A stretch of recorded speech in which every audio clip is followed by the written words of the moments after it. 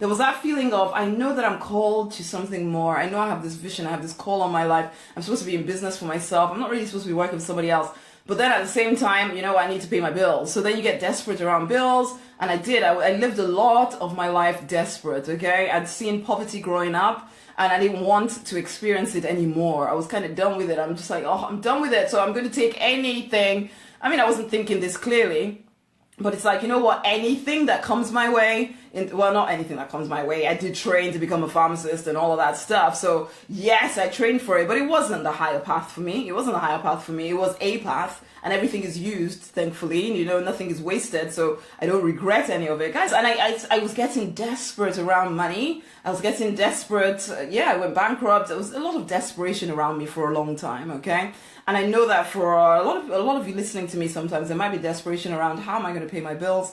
I have children to look after. I have food to put on the table. How am I going to do all of that? For some of you, it's easy. You can, you put food on the table and all of that, but you're desperate to put your books out there to actually get an audience. You're desperate for the vision to come to pass. But again, desperation doesn't sell. Or maybe you're in business, or you came into business hoping that, you'll make money in like 3 seconds flat, and it's been a year now, and you're still not making the money that you thought you were going to make. Desperation starts to set in. You start to feel a little bit like, am I ever going to get there? And all you can think about is all the bills you haven't paid yet, and all the bills that are coming your way, and all the school uniforms you have to buy, and all of that stuff. And you're getting more and more desperate. So every time you even speak to a potential prospect, you scare them off with that desperate energy. Or in fact, nobody wants to speak to you because there's a lot of desperation around you. Nobody wants to buy from you as well, because it's a very repelling kind of energy, and you don't even always know that is what is happening. That's the thing.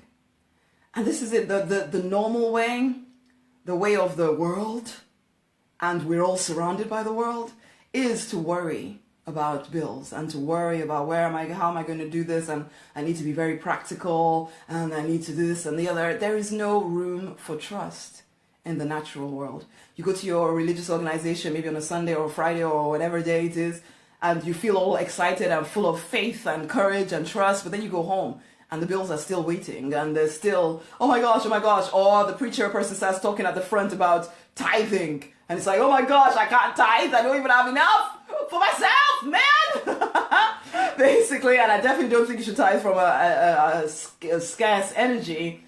I do think, however, and this is something I had to relearn, I do think that you have to be able to open your hand even when you don't feel like you have enough, because that need to hold on to everything is coming from a place of lack, and because you're focused on lack, you create more lack. It's like when I see people that, I know they could do with support. I know they should come into the Deliberate Millionaire Fast Track Club so that they can get help to grow their business, but they're saying to me, oh no, I cannot afford it. And I'm thinking in my mind, in fact, no, mostly I just say it, you can't afford not to afford it. Because right now you're going around in circles doing the same thing over and over and over again, and you're not getting anywhere. You have to open your hand. You have to open your hand so that you can invest and sow a seed that will then give you a harvest. But whilst you're focused with desperation on, oh my God, I need to make money, I need to make money, I need to make money, I will be happy when I make money, until I make money I cannot, or I need my vision to be out there, I need people to read my books, I need to sell my books, I need to. That energy, it's not a good one. One, it makes you feel terrible. And frankly, as I said, the people around you, we don't want to be around that. We don't. And we don't always know why we're running away from you, but we run. Basically, that desperate energy is not attractive to anyone. And sometimes I even say to clients, you know what, get yourself a job temporarily. Go and get yourself a temporary job so that you relieve some of that desperation, because desperation does not sell. Desperation does not help your creativity. Desperation doesn't help anything. You feel trapped in this place of lack where you can't seem to get anything. You're trapped. Desperation doesn't help. What does help? What shifts you out of desperation? Simply gratitude. That is one magic thing that will bring you back into what are you grateful for in this moment. Even though There's still things that you want to make happen. There's still money you want to make. There's still purpose you want to live out. There's still a relationship you're looking for. All of that stuff is still not quite happening yet, but you can still be grateful in this moment.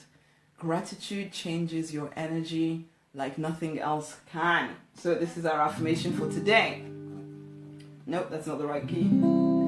I choose to be thankful. Thankful for all I have. I choose to be thankful. Thankful for all I am. 'Cause I am so blessed. 'Cause I am so blessed. 'Cause I am so blessed. 'Cause I am so blessed. So that is our affirmation for today. I choose to be thankful. Thankful for all I have. Thankful for all I am, because I am so blessed. And I know in the times of desperation, you may not feel blessed. But now this is where you step up as leader. This is where you, despite appearances to the contrary, you look for things to be grateful, thankful for. And you also, acting from a place of trust, you are thankful for the things that are coming to you. Okay? So the visions, because sometimes people get into you start to think that unless I am desperate, unless I am worried and worrying and focused on the fact that I don't have this stuff right now, that maybe I will never actually create it. And so there's a feeling that I need to worry about it in order to create the goal.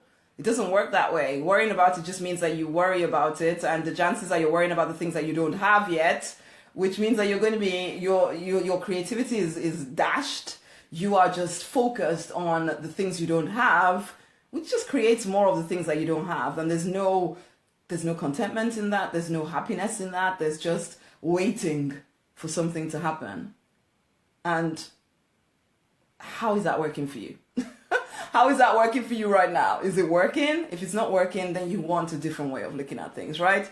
And one simple way is simply to be grateful, to choose to be grateful, to choose to look for the things that you're grateful for in your current existence, despite the fact that everything isn't quite where you want it to be yet, trusting that everything that you are working towards will still come to pass.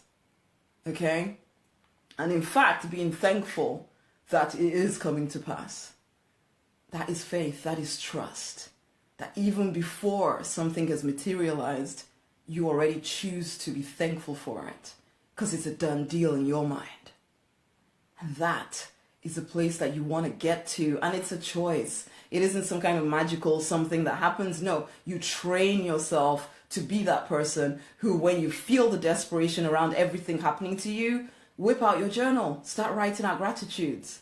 Start looking around you for something to be grateful for. The sun, the chair, the fact that I'm still alive, I'm breathing right now. Oh yes, my bills are getting paid, okay? You be thankful even before the deed is done. Have a quiet assurance. Again, this is cultivated. It isn't something that happens. There is no, oh, Rosemary, easy for you, you're not feeling this and that. No. You cultivate it. There's lots of areas where I've had to cultivate a certain feeling of expectation, and I've had to catch myself time and time again. I still do it to today. Wherever I'm expressing a lack of gratitude, I catch myself. Rosemary, what are you complaining about? How does that help anything? It doesn't. It doesn't at all. I choose to be thankful, thankful for all I